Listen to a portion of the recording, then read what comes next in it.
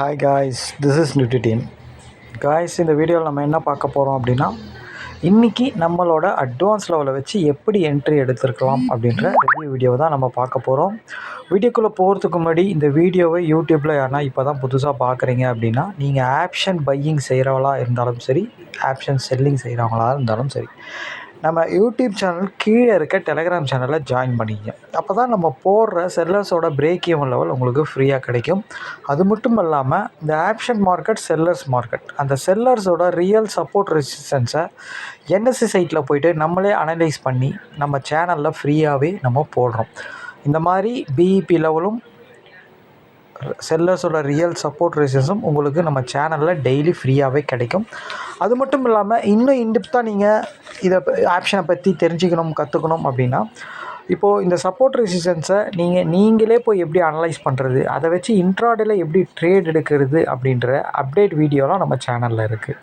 அது மட்டும் இல்லாமல் ஆப்ஷன் கிரீக்ஸ்ன்னு சொல்லக்கூடிய ஒரு ஆப்ஷன் ப்ரீமியத்தை வச்சே மார்க்கெட் எங்கெல்லாம் போகும், எப்படி திரும்பும் அப்படின்றதெல்லாம் நீங்கள் சொல்ல முடியும். அந்த மாதிரி அட்வான்ஸான வீடியோலாம் நம்ம சேனலில் இருக்குது. அதனால் நம்ம சேனலில் நீங்கள் ஜாயின் பண்ணிக்கிங்க. உங்களோட ட்ரேடிங்க்கு அது ரொம்பவே யூஸ்ஃபுல்லாக இருக்கும். ஓகேங்களா? ஓகே கைஸ், அப்புறம் நம்ம ஒரு வீடியோ கோர்ஸ் கொடுத்துட்ருக்கோம். ஆக்சுவலாக நம்ம எந்த ஒரு இண்டிகேட்டரோ, எந்த ஒரு வேர்ல்டு நியூஸோ, எந்த ஒரு எஃப்ஐஏடிஏ டேட்டாவோ, எந்த ஒரு ஓப்பன் இன்ட்ரெஸ்ட்டோ எதையும் பார்க்க மாட்டோம். நம்ம செல்லர்ஸோட ஒரு ஸ்ட்ரைக்குக்கும் ஒரு பிரேக் ஈவன் லெவல் இருக்குது. அது மாதிரி செல்லர்ஸுக்கு ஒரு ஸ்ட்ரைக்குக்கு எங்கெங்கெல்லாம் பிரேக் ஈவன் லெவல் வச்சுருக்காங்களோ அதை தாண்டும் போது தான் நம்ம என்ட்ரி எடுத்து ப்ராஃபிட் பண்ணுவோம். அதாவது செல்லர்ஸ் எல்லா ஸ்ட்ரைக்கையும் ரைட் பண்ணுவாங்க.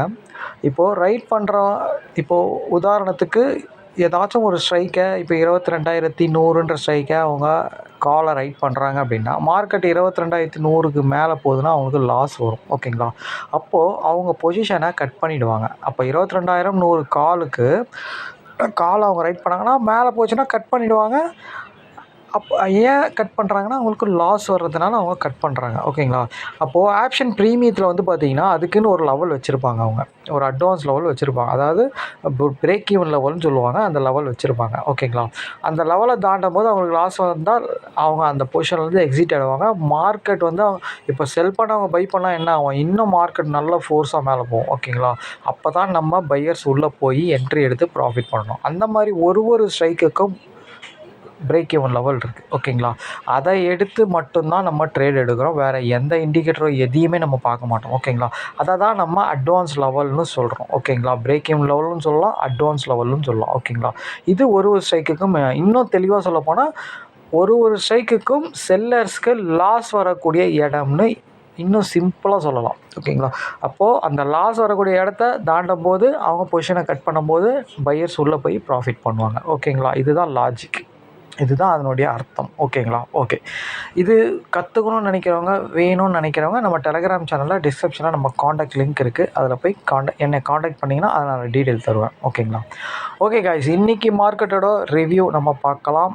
இன்றைக்கி மார்க்கெட் எங்கே ஓப்பன் ஆச்சு அப்படின்னா 22,050 பக்கமாக ஓப்பன் ஆச்சு. நம்ம எப்போதுமே ஓப்பன் ஆகி ஒரு 15 நிமிஷம் கேப் வச்சு தான் 15 நிமிஷம் நம்ம விட்டுருவோம். அதுக்கு 15 நிமிஷமோ ஆஃப் அன் ஹவரோ, அதாவது மார்க்கெட் கண்டிஷனை பொறுத்து நம்ம வெயிட் பண்ணி தான் எடுப்போம். ஓகேங்களா?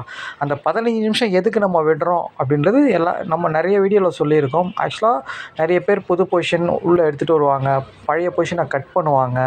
ஓகேங்களா? அந்த மாதிரிலாம் கட் பண்ணும்போது மார்க்கெட் வால்டல் ஆகும். வால்டல் ஆகி ஒரு 15 நிமிஷம் இல்லை 20 நிமிஷத்தில் செட்டில் ஆகும். ஓகேங்களா? செட்டில் ஆகி ட்ரெண்டு எந்த சைடு போகுது, மேலே போதா கீழே போதா, அதாவது பை ஆகுதா செல் ஆகுதா அப்படின்ட்டு நம்ம கண்டுபிடிக்கிறதுக்கும் ஆப்ஷன் ப்ரீமியத்தையும் நம்ம பார்க்கறதுக்கும் அந்த 15 நிமிஷம் பயன்படும். அதாவது ஒரு ஆப்ஷன் ப்ரீமியத்தை பார்க்கும்போது ஆக்சுவலாக அட்வான்ஸ் லெவலில் யார் தாண்டுறான்னு பார்த்து, ஓகே இப்போ கால் தான்னா மேலே போகிறதுக்கு வாய்ப்பு இருக்குது, புட்டு தான்னா கீழே வரத்துக்கு வாய்ப்பு இருக்குது அப்படின்ட்டு ஒரு ஸ்டடி பண்ணுறதுக்கு, இல்லை 2 பேருமே தாண்டலை அப்படின்னா மார்க்கெட் இன்றைக்கி ரேஞ்சில் இருக்க போகுது அப்படின்றது கண்டுபிடிக்கிறதுக்கு தான் அந்த 15 நிமிஷம் டைம். ஓகேங்களா? ஓகே, இப்போது நம்ம 15 நிமிஷத்தில் மார்க்கெட் எங்கே இருந்தது அப்படின்ட்டா 22,120. ஓகேங்களா? 22,120 இருக்கும்போது நீங்கள் என்ட்ரி எப்படி எடுப்பீங்க? ஆக்சுவலாக இந்த மணியில் தான் என்ட்ரி எடுப்பீங்க. அப்போது 22,120 மார்க்கெட் இருக்கும்போது 22,100 அப்படின்ற கால் இந்த மணி, 22,150 புட்டு, 22,200 புட்டு இந்த மணி, ஓகேங்களா. ஆனால் நீங்கள் யாரை என்ட்ரி அடிப்பீங்க? நம்ம மார்க்கெட் எந்த சைடு போதோ, ப்ரைஸ் எப்படி மூவ் ஆகுதோ அது கூட தான் ட்ராவல் பண்ணுவோம். இப்போ மார்க்கெட் பாசிட்டிவ், ஓகேங்களா, ப்ரைஸ் மேலே தான் போகுது, அப்போ நம்ம காலை தான் ஃபோக்கஸ் பண்ணுவோம்.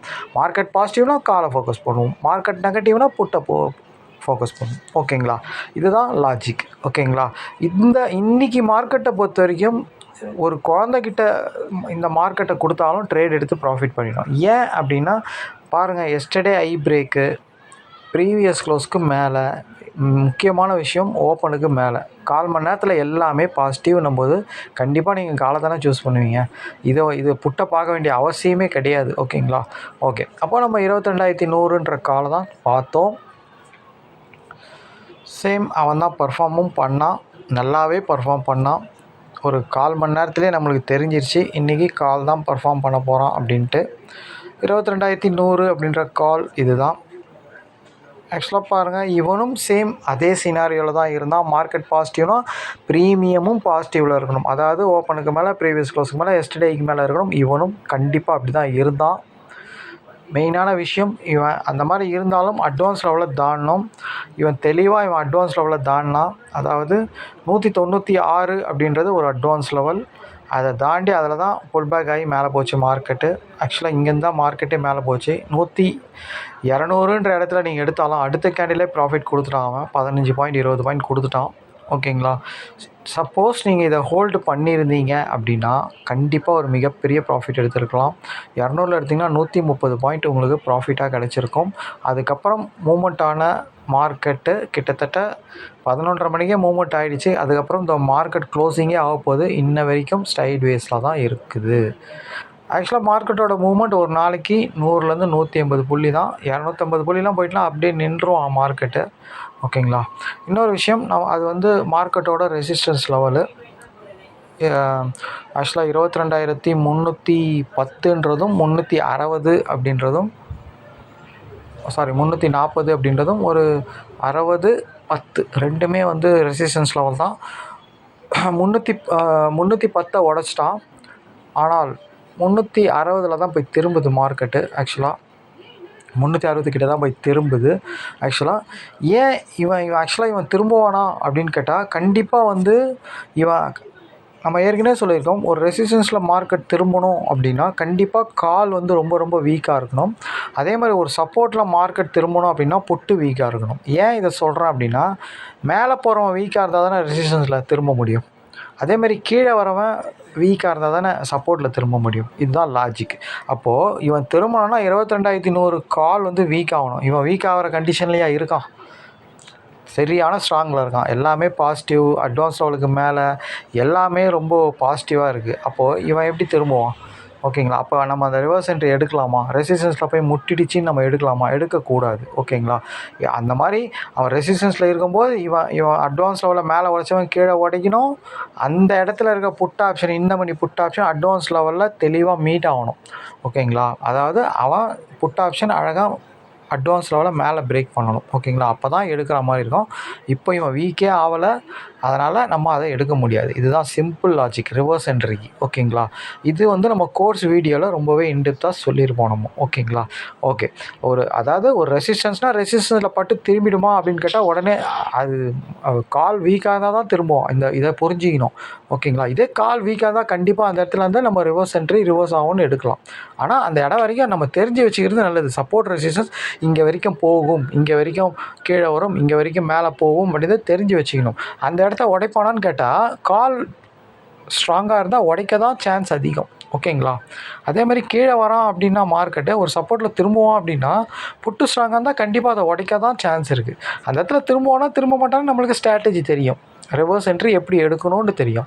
பர்ஃபார்ம் பண்ணுறோம் வீக் ஆகிட்டு மார்க்கெட் ரெசிஸ்டன்ஸில் இருக்குது அப்படின்னா நம்ம அங்கே இருக்கிற இந்த மணி புட் ஆப்ஷனை எடுப்போம். ஓகேங்களா. இந்த மாதிரி சினாரியோ இன்றைக்கி நடக்கலை. ஓகேங்களா. அதனால தான் ஒரு சப்போர்ட் ரெசிஸ்டன்ஸில் நம்ம என்ட்ரியே போகக்கூடாது. ஓகேங்களா. சப்போர்ட் ரெசிஸ்டன்ஸில் உடைக்கவும் செய்வான், திரும்பவும் செய்வான். அது அந்த டைமில் என்ன சினாரியோவில் மார்க்கெட் இருக்குது, என்ன மாதிரி கண்டிஷனில் இருக்குதுன்னு ப்ரீமியத்தை வச்சு நம்ம கண்டுபிடிச்சிடலாம். நம்மளுக்கு அட்வான்ஸ் லெவல் தெரியும், அதை வச்சு நம்ம ஈஸியாக கண்டுபிடிச்சிடலாம். உடைப்பானா உடைக்க மாட்டானா, வீக் ஆகிறானா வீக் ஆகலையா அப்படின்ட்டு. ஓகேங்களா. அட்வான்ஸ் லெவல் தெரியாதவங்க விவெப் வச்சு கூட எடுக்கலாம். ஓகேங்களா? ஓகே. இன்றைக்கி மார்க்கெட் ஈஸியாக தான் கைஸ் இருந்தது. ரொம்ப கஷ்டம்லாம் கிடையாது. இது வந்து ஒரு சிம்பிளான ஒரு என்ட்ரி தான் இது. எஸ்டர்டே ஐக்கு மேலே ஓப்பனுக்கு மேலே ப்ரீவியஸ் க்ளோஸ் தான் காலை தான் ஃபோக்கஸ் பண்ண போகிறோம். அவன் அட்வான்ஸ் லெவலில் மீட் ஆனால் எடுக்க போகிறோம், ப்ராஃபிட் பண்ண போகிறோம், வெளியே வர போகிறோம். 15 பாயிண்டில் நம்ம வெளியே வர போகிறோம். புல் பேக்கில் வந்து நின்னானா நம்ம ட்ரைலிங் ஸ்டாப் லாஸ் போட்டு எடுக்க போகிறோம், அதை விட்டுருவோம். அப்போ க்ளோசிங்கில் எடுக்கும்போது நம்மளுக்கு ஒரு மிகப்பெரிய ப்ராஃபிட் கிடைக்கும். ஓகேங்களா? அதே மாதிரி இந்த மாதிரி சினாரியோ எஸ்டர்டே ஐ பிரேக்கு இந்த மாதிரி ஒரு ப்ரீமியமில் க்ளீனாக மீட் ஆகி மேலே போகிறோம் அப்படின்னும்போது நம்ம ஒரு என்ட்ரி எடுக்கிறோம் அப்படின்னா அதை வந்து நம்ம ஹோல்டு பண்ணலாம். ஓகேங்களா? இன்னொரு விஷயம் பார்த்தீங்கன்னா, இவன் வந்து இங்கே இருக்கும்போது 9:30 மணிக்கு இவன் இங்கே இருக்கும்போது மார்க்கெட் எங்கே இருந்தது அப்படின்னு கேட்டிங்கன்னா 22,100 பக்கமாக தான் இருந்தது. ஆக்சுவலாக பாருங்கள், ஒரு 15 மினிட்ஸில் 22,100 120 இருந்தது. ஆனால் மார்க்கெட்டோட ரெசிஸ்டன்ஸே 310. அப்போது 200 பாயிண்ட் அவனுக்கு ரெசிஸ்டன்ஸ் இருக்குது. அதேமாதிரி கீழே வந்தாலும் ஒரு 150 பாயிண்ட் 200 பாயிண்ட் சப்போர்ட் இருந்தது.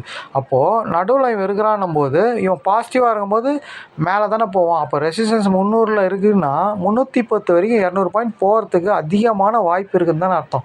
அப்போ நம்ம ஒரு என்ட்ரி எடுக்கிறோன்னா அந்த மாதிரி என்ட்ரியை நம்ம ஹோல்டு பண்ணலாம். பக்கத்துலேயே ரெசிஸ்டன்ஸ் இருக்குதுன்னு வைங்களேன். ஓகேங்களா? பக்கத்துலேயே வந்து சப்போர்ட் ரெசிஸ்டன்ஸ் இருக்குதுன்னா தான் டக்குன்னு திரும்பிடுவான் மார்க்கெட்டு. இப்போது ஒரு ரெசிஸ்டன்ஸே தூரம் இவனை கீழே ஏதாவது மேலே போகிறவனை தடுக்கிற ஆளே எதிர்க்க இல்லை, எல்லாம் அவன் போயினே தான் இருப்பான். அதேமாதிரி கீழே வரும்போது இவனை தடுக்கிற ஆள் எவனுமே எல்லாம் கீழே போயிட்டே தான் இருப்பான். ஓகேங்களா? அப்போது இவனை தடுக்கிற ஆள் 300 தான் இருக்கிறான்றது காலையிலே தெரியும் நம்மளுக்கு. ஓகேங்களா? 310ன்றது ரெசிஸ்டன்ஸ்னு தெரியும் நம்மளுக்கு. ஓகேங்களா? அதாவது 310 தான் கடைசி ரெசிஸ்டன்ஸ்னு தெரியும். ஓகேங்களா? அப்போது இவனை எடுக்கணுமா எடுக்கக்கூடாதா அப்படின்றது தெளிவாக நம்மளுக்கு தெரியும். அதாவது 110 இருக்கும்போது 260 தான் இருக்குது ரெசிஸ்டன்ஸே. ஓகேங்களா? 220 260 தான் இருக்குது. அப்போது 120லேருந்து 220னா ஒரு 100 பாயிண்ட் இவன் ட்ராவல் பண்ண போகிறான்றது முன்னாடியே தெரியும்.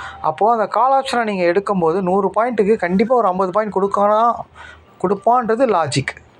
கொடுக்கணும்னு ரூல் கிடையாது, ரிவர்ஸ் கூட ஆகலாம். ஆனால் கொடுப்பான்றது தான் 80% நடக்கக்கூடிய ஒரு விஷயம். அப்போ அந்த இடத்துல நம்ம ஒரு என்ட்ரியை ஹோல்டு பண்ணலாம்.